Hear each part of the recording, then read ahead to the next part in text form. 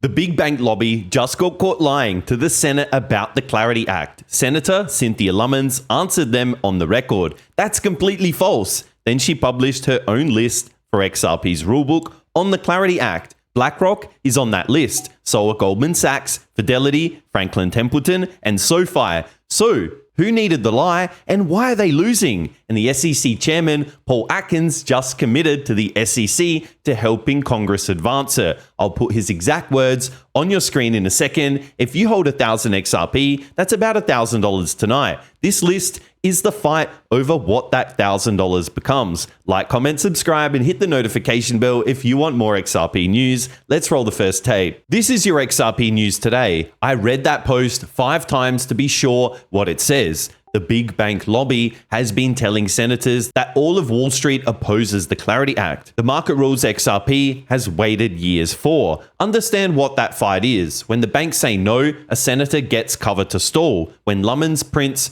BlackRock's name on her own list, that cover is gone. Lummis didn't argue. She published that list the lobby hoped nobody would read. And stay with me, an analyst on financial TV just put one number on this whole fight, and I'll play you the tape in a few minutes. On your screen, her own words from Senator Cynthia Lummis. The big bank lobbies trying to say that all of Wall Street is opposed to the Clarity Act. That's completely false. Currently, we have BlackRock, Goldman Sachs, Fidelity, Franklin Templeton, and SoFi all supporting the Clarity Act. That list is the answer the lobby swore didn't exist. BlackRock, the first name on her list. Goldman Sachs is the name people picture when you say Wall Street. Fidelity and Franklin Templeton hold retirement accounts for regular Americans. And SoFi is the bank app in your kid's pocket. So all 5 of those names sit on her published list. She put them on XRP's side of the table. When the rulebook passes, the guessing game around XRP ends. And that list tells every senator which names the lobby story left out. But the lobby had one excuse left, the SEC itself.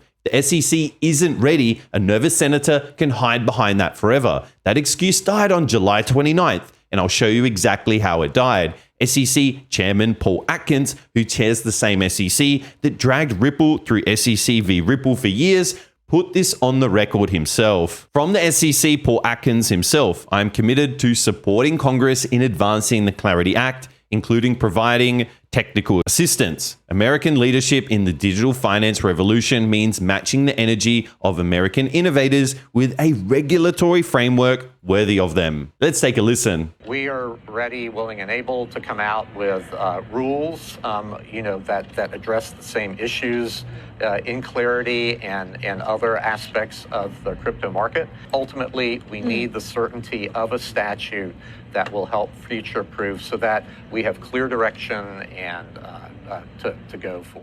The SEC that fought Ripple for years just offered to help it pass, committed to supporting Congress in advancing the Clarity Act. His words with technical assistance on top. Technical assistance mean the SEC's own staffing, helping Congress finish the text. So here's where things stand today. Lummis put Wall Street's biggest name on the record in the Clarity Act fight, and Chairman Atkins put the SEC's help in writing. Nobody on XRP's side is hiding anymore, which leaves exactly one enemy, the clock. Before you count the Senate out, give me 60 seconds on the calendar because the dates are now the whole game. So does the Clarity Act clear the Senate before the August recess or after? Drop before or after in the comments. Tap the like, subscribe, and notification bell while you're down there. We even see a direct X post from Franklin Templeton supporting passage of the Clarity Act. The bill would make clear how crypto is regulated. Investors would know what protections apply.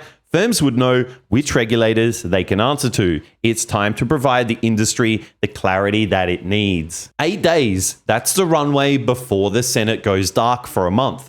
Friday, August 7th is the last scheduled floor date, and I'm not reading tea leaves. The Senate's own public schedule says it. Then the recess runs August 10th to September 11th, and the Clarity Act and every XRP holder is waiting on it. Sits through a silent September. Now the number I promised you, the one number an analyst on financial TV put on those exact 8 days. Schwab's Network this week. Let's roll the tape. I looked at the Kalshi odds of the Senate voting on the Clarity Act before August recess, which is basically next Friday, is when they're going to go into recess. And it was, 80% around July 20th. Now it's 51%. So if we don't get a vote before next Friday, they go into recess. You've got midterms coming up.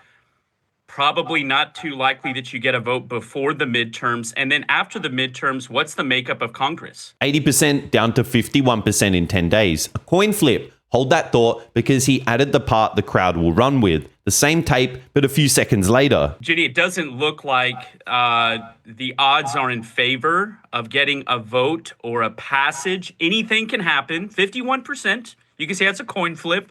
But this is something we'll monitor. Of course, for the crypto bulls out there, they would basically note that in any clarity around, payment rails, around stable coins, digital assets at the federal level leads to more adoption, ultimately would be bullish for the crypto sector. That's the straight read from Schwab's network desk. He's quoting Kalshi. The odds of the Senate vote on the Clarity Act before the August recess, 80% around July 20th, 51% now. Be clear what 51% prices. A vote before the recess, not whether the Clarity Act passes. That's a different market, and here's why a falling coin flip reads bullish to me. The odds fell because the deadline got real. A real deadline is the one thing that forces the Senate's hand. That sounds bullish till I show you where the Clarity Act actually stands tonight. And by the close, you'll know why the long wait just turned bullish for XRP. The proof is on your screen right now, the official page, and I want you to see one line of it. The honest number, 59 days waiting at calendar number 423. The Clarity Act was placed on the Senate calendar on June 1, and Congress still shows it's parked there, but 59 days parked is not weakness. It means the Clarity Act floor needs time, not another committee. The homework is done. The vote is what's missing. And every one of those 59 days happened before Lummis published Wall Street's names and before Chairman Atkins put the SEC on the record. The weight belongs to the old facts. The pressure on XRP's timeline is brand new, and it's aimed at 8 specific days. Now put the live XRP chart next to everything you just saw, because the disconnect is the story the crowd hasn't read yet. The XRP price sits at $1.07 right now, asleep through every word of this. Lummis put BlackRock, Goldman, Fidelity, Franklin Templeton, and SoFi on her own published list. Chairman Atkins offered the SEC's own staff to help, and the XRP price chart hasn't moved on a word of it. The day the Clarity Act moves, the crowd will find this list all at once and act like it fell from the sky. When everything is green and everybody's screaming, they'll call it obvious. You knew in July. You read the list tonight. That's the edge I keep giving back to you with these XRP videos. The documents move first and the price argues later. Not financial advice. This is what I'm personally watching. Lummis just put the biggest names in American finance on record. On the side, XRP holders have been waiting this whole time for. Like, comment, subscribe, hit the notification bell, and I'll see you in the next video.